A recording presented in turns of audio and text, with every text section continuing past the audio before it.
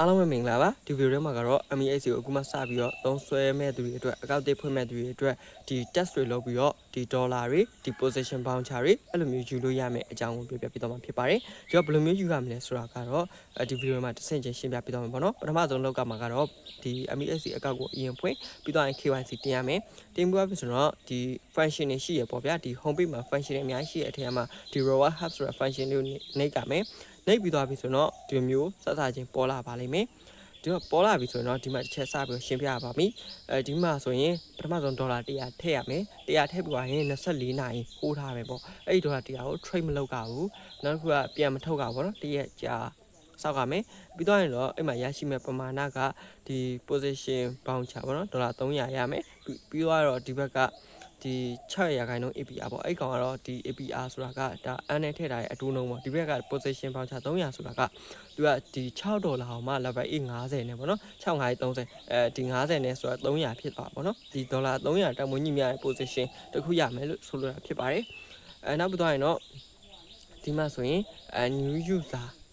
ဒီအတွက်ပေါ့နော်ဒီပထမဆုံးအကောက်ဖွင့်ပြီး KYC တင်ပြီးသွားပြီဆိုရင်$ပေါင်ချရမယ်အဲ့$ပေါင်ချထုတ်လို့တော့မရဘူးဒီကောင်က trade လုပ်လို့ပဲရတယ်အဲ့ trade လုပ်ပြီးတော့မှရတဲ့အမြတ်တွေကို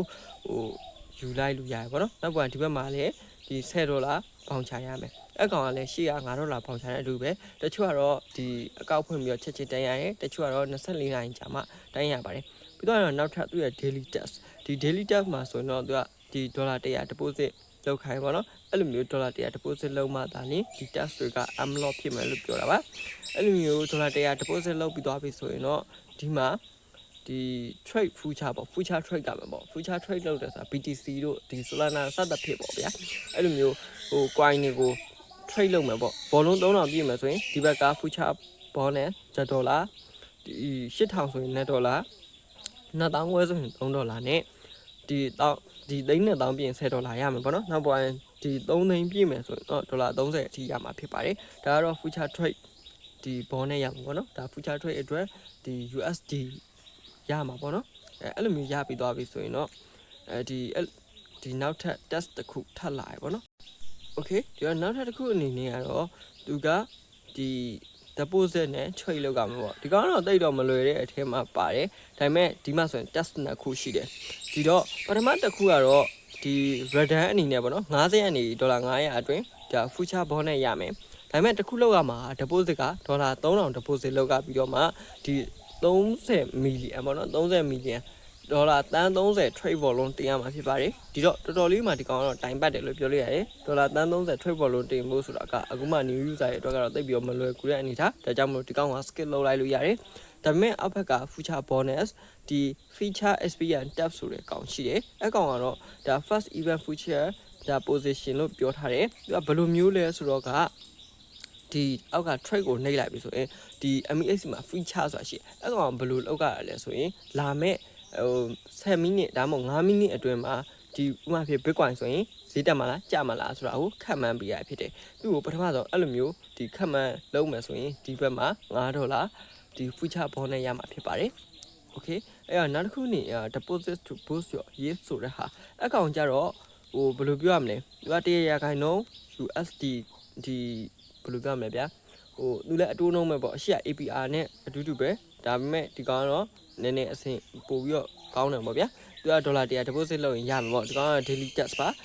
okay နောက်တစ်ခုအနေနဲ့ကဒီ new user ရဲ့အတွက်ဒီလိုမျိုး daily test တွေလည်းရှိတယ်နောက်ထပ် daily test တွေလည်းရှိတယ်ပေါ့နော်နောက်တစ်ခုကတော့ limited time real stock promotion ဒီကောင်ကတော့ဒီ real stock ဆိုတာ SPCSP တို့နောက်တော့ MU တို့နောက်တော့ STNK တို့အဲ့ကောင်တွေရှိရဗျအဲ့ကောင်တွေကို trade လုပ်မယ်ဆိုရင်$100ဖို့ trade လုပ်ရမှာပေါ့နော် trade လုပ်မယ်ဆိုရင်ဒီဘက်မှာ position voucher ဒီ arrow voucher ပေါ့ဒီ$10ရမယ်ပေါ့နော်10 USDT ရမယ်အောက်ဘက်က real account ကိုဒီ stock account ကိုဖွင့်မယ်ပေါ့နော် stock account ဖွင့်မယ်ပြီးတော့ deposit $100လုပ်မယ်ဆိုရင်$5ထပ်ရပါမယ်ဒီတော့အဲ့ error voucher တွေကလည်းအဆင်ပြေတယ်တော်တော်လေးမှမိုက်တယ်ဒါပေမဲ့သူ့ရဲ့ test စချိန်ကတော့9ရက်နေ့ကစတယ်ဒီနေ့ဆိုရင်9ရက်နေ့ပေါ့နော်ဒီ M တိုင်းကတော့ဒီ18ရက်နေ့မှာဒါပြီးမှပဲဖြစ်ပါတယ်ဒီတော့အနည်းဆုံးသူက$100 trade လုပ်ပြီးနေဆိုရင်တော့ဒီ$10အရင်ဆုံးရမှာပေါ့နော်ဒီအောက်ကဒီဘာညာအကောက်ဖွင့်တာတော့ဘာမှတော့မခက်ဘူးဒီတိုင်းအကောက်ဖွင့်အောင်လေးပဲ နော်အဲ့လိုမျိုးလောက်ပါပဲဘာမှတော့မဟုတ်ပါဘူးဒါပေမဲ့ deposit ကတော့100ထည့်ရပါပဲဒီရှင်းပြောရမှာဆိုရင်ဒီအကောက်ဖွင့်ပေါ် deposit 100ထည့်ပြီးသွားပြီဆိုရင်ဒီ deposit တက်တွေအကုန်လုံးကဒါ one day ခိုးလိုက်မှာဆိုရင်အကုန်လုံးကပြည့်မီသွားတယ်ပေါ့နော်ကျန်တာ trade test တွေလောက်ပဲကျန်တယ်နောက်တစ်ခါတော့ combat first bonnet ပေါ့နော်ဒီကောင်ကတော့ဒီအခုမှ new user တွေအသစ်တွေ့လာဗျဒီကောင်ကတော့ဒီ convert လုပ်ရမှာပေါ့နော်$1အနေစပြီးတော့ convert လုပ်လို့ရတယ်ဒါ$1.05ရှင်းပြရင်$2လောက် convert လုပ်လဲရတယ်စသဖြင့်ပေါ့$100 convert လုပ်လဲရမယ်နော်အဲ့လိုမျိုးလုပ်မှဆိုရင်သူက$1ကနေ$15အထိရရှိမှာဖြစ်ပါတယ်sorry $3.1ကနေ$15အထိရရှိမှာဖြစ်ပါတယ်သူ့အနေနဲ့ကလည်း error voucher ပဲ error voucher ပဲဆိုတော့ကဒါ USDT အစ်စ်လိုပဲလို့ပြောလို့ရတယ်ဒီကောင်ကိုလည်း trade လုပ်တဲ့နေရာမှာပို့ပြီးတော့အဆင်ပြေတယ်ဒါပေမဲ့သူကတော့ဟိုပထမဆုံးလုပ်တဲ့သူတွေကိုပဲပေးပါမှာနော်ဒီရှင်းပြောရရင်တော့ဒီအခုအချိန်အကောက်ဖွင့်မယ်အခုလုပ်မယ်အဲ့လိုမျိုးလုပ်မဲ့သူတွေအတွက်ဆိုရင် confine ဖြစ်တယ်ပေါ့နော်နည်းနည်းတော့စောက်ကြရပေါ့နည်းနည်းတော့စောက်ကြရဆိုတာ risk က1ရက်စစ်တယ်ပေါ့နော်1ရက်ကြာပြီဆိုတော့ဒီ voucher ရမှာဖြစ်ပါတယ်ကဲနောက်ပြီးရင်တော့ဒီမှာဒီ$100ထည့်မယ်ဆိုရင်နောက်ထပ် position voucher တွေလည်းရသေးတယ်ပေါ့နော်အကောင့်တွေကတော့ဒီ SDNK တို့ Bitcoin တို့အဲ့အကောင့်တွေကမှ800ပြောသွားသလိုပဲ$6ကိုဟို$50နဲ့အဲ့လိုမျိုးဘယ်လိုပြောမလဲလာဘက် E နဲ့ပေါ့နော်$50လာဘက် E နဲ့50လာဘက် E နဲ့ဒီပေးတယ်လို့မျိုးပေါ့အဲ့လိုမျိုး test ပြောရှိတယ်နောက်ခုအနေနဲ့ကတော့ဒါ spot trading boost ပေါ့ဒီကောင်ကတော့ spot trade ကို$100အထက်လုပ်မယ်ဆိုရင်$3ဘောနဲ့ရမယ်ဒီဘက်ကဒါဘောနဲ့ပေါ့နော်လုံးဝဘောနဲ့ဆိုတာက future ဘောနဲ့မဟုတ်ဘူးဒီဘောနဲ့ကဒေါ်လာအစစ်ရမှာပေါ့နော်နောက်ပြီးတော့ဒီဘက်ကဒီ$150အထိ deposit လုပ်ပြီးတော့100 hold မှဆိုရင်ဒီ$15အထိပေါ့နော်$1ကနေ$15အထိ USDT အစစ်ရမှာဖြစ်ပါတယ်ဒီကောင်ကလည်း1ရက်ဆောက်ကပါမယ်နော်အဲ့လိုမျိုးတော့ရှိရယ်နောက်ခုအနေနဲ့ကတော့ဒီကောင်က$45အထိရမယ်ဒါပျောက်သွားတာကြီးပြန်ပေါ်တာရရှိတယ်ဒါပေမဲ့ဒီမှာဆိုရင်ကျွန်တော်ခဏလေးနဲ့ပဲပျောက်သွားရှိရပါတော့သူကဒီ$45ဗျ$5ကနေ$45အထိတောင်ရတယ်သူရဲ့ bonus ကပေါ့နော်ဒီ$3တို့$5တို့ကနေ$45အထိတောင်ရတယ်သူအနေနဲ့ကတော့$100ထည့်ရမယ်ပြီးတော့1D ဟိုရမယ်နော်နောက်ပိုင်းဒီဘက်ကဒီ export now ကိုနှိပ်လိုက်ရပြီဗျအဲ့မှာလောလောဆယ်ဆိုပျောက်သွားတယ်နော်အဲ့ကောင်ပျောက်သွားတယ်အဲ့လိုမျိုးဖြစ်အဲ့ export now ကိုနှိပ်လိုက်ပြီဆိုရင်သူကပျောက်သွားနောက်ပိုင်းကျသူကဟာပြန်ပေါ်လာတယ်ပေါ့နော် okay နောက်ခုအနေနဲ့ကတော့ limited bonus ဆိုတဲ့ဟာကိုပြောရမှာပဲဖြစ်ပါတယ်ဒီတော့ကျွန်တော်စောစောကပြတ်သွားတဲ့ဟာကိုနည်းနည်းပြန်ရှာပါတော့ဒါပေမဲ့မတွေ့ဘူးနောက်မှအဝင်ထွက်လုပ်ပြီးတော့မှပြန်ထွက်ပြီးတော့ပြန်ဝင်မှလာတယ်တွေ့တော့တာပေါ့နော်ဒီတော့နောက်ထပ်ဒီ test တွေကတော်တော်လေးမှအဆင်ပြေဖြစ်တဲ့အတွက်ဒီ$100 deposit လုပ်ရုံနဲ့နေအကုန်လုံးအဆင်ပြေရပေါ့နော် okay ဒီတော့နောက်ထပ်တစ်ခုပြောရမယ်ဆိုရင်တော့ဒီ first spot trade ပေါ့နော်သူကတော့ပထမဆုံး spot trade ကို$1အထက်လုပ်မှဆိုရင်သူကအုံညက်ဆုံးမှာ$1ကနေ$20အထိရရှိမှာဖြစ်ပါတယ်ဆိုတော့တော်တော်လေးမှလည်းတန်တယ်ဗျသူကသူ့ရဲ့ campaign ကတော့9လပိုင်းဒီ9ရက်နေ့ကနေ13ရက်နေ့အထိပဲဖြစ်တယ်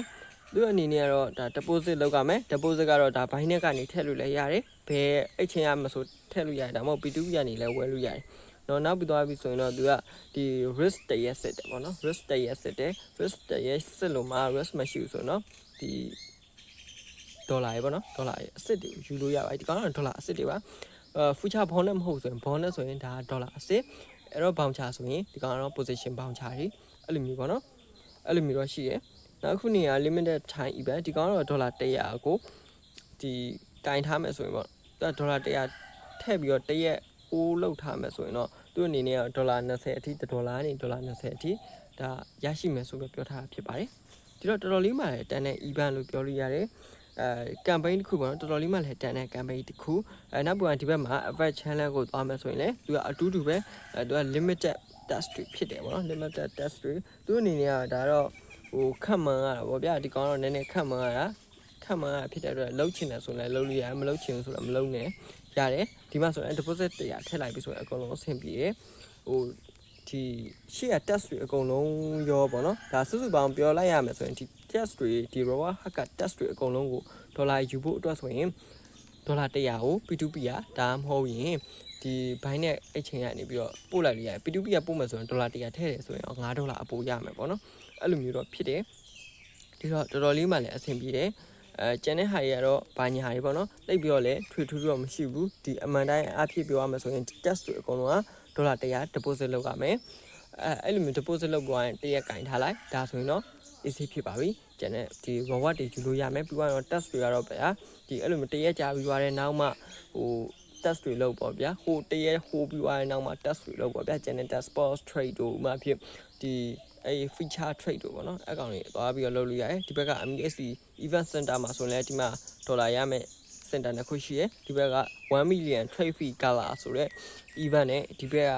daily check in လို့ဆိုရဟာနှစ်ခုရှိရယ်ဒီ daily check in ကနေ့တိုင်းဒီ check in လေးလုပ်သွားရုံပဲအဲ့လိုမျိုးသူက check in ရက်ပြည့်တယ်ဆိုရင်ဒေါ်လာ50အထိရရှိမယ်လို့ပြောထားရပါတော့ဒါပေမဲ့သူကကန်ကြရပဲ$5ရရင်ရမယ်50ရရင်လည်းရမယ်ပေါ့နော်ကဲဒီတော့ user တွေအနေနဲ့ဒီ test တွေကတော့အဓိကအဖြစ်အခြေခံထားတာကိုပြောရမယ်ဆိုရင်ဒေါ်လာ100 deposit လုပ်ပြီးတော့မှဒီဒေါ်လာ100ထည့်ပြီးတော့မှတရက်ကင်ထားမှာဖြစ်ပါတယ်ဘာမှမလုပ်ပဲကင်ထားမှာအဲ့ဒီဟာအပေါ်အခြေခံပြီးတော့မှဒီ reward တွေရရှိမှာဖြစ်ပါတယ်ဒီစုကြီးပေါ့နော်ပတ်စံရရှိမှာဖြစ်ပါတယ်ဒါကြောင့်မလို့ဒီကောင်ကတော့အဓိကအရေးကြီးရလို့ပြောလို့ရတယ်နောက်တစ်ခုအနေနဲ့က rest money ပေါ့တော့ဒီ device တစ်ခုမှာဒီဖုန်းတစ်လုံးမှာပေါ့နော် account တစ်ခုဖွင့်ပြီးတော့မသုံးပါနဲ့တစ်ခုပဲဖွင့်ပြီးတော့သုံးပါအဲ့လိုမျိုးဆိုရင်တော့ဒီ reward တွေကတော့တခြားပေါက်ရရပါတော့ဒီတော့နားမလည်ဘူးဆိုရင်တော့လေဒီ viewer description မှာကျွန်တော် channel ရဲ့ link ကိုဒီ Telegram channel link ကိုချပေးထားတယ်အဲ့ကနေမှတစ်ဆင့်ကျွန်တော်ဆက်သွယ်ပြီးတော့မေးလို့ရပါတယ်နောက်ပြီးတော့ရင်တော့ဒီ video ရဲ့ comment မှာလည်းမေးခဲ့လို့ရပါတယ်အားလုံးပဲအဆင်ပြေချမ်းမယ်လို့မျှော်လင့်ပါတယ်နောက် video တစ်ခုမှာပဲကျွန်တော်ပြန်ပြီးတော့ဆုံတွေ့ကြပါမယ်ခင်ဗျာအားလုံးပဲ bye bye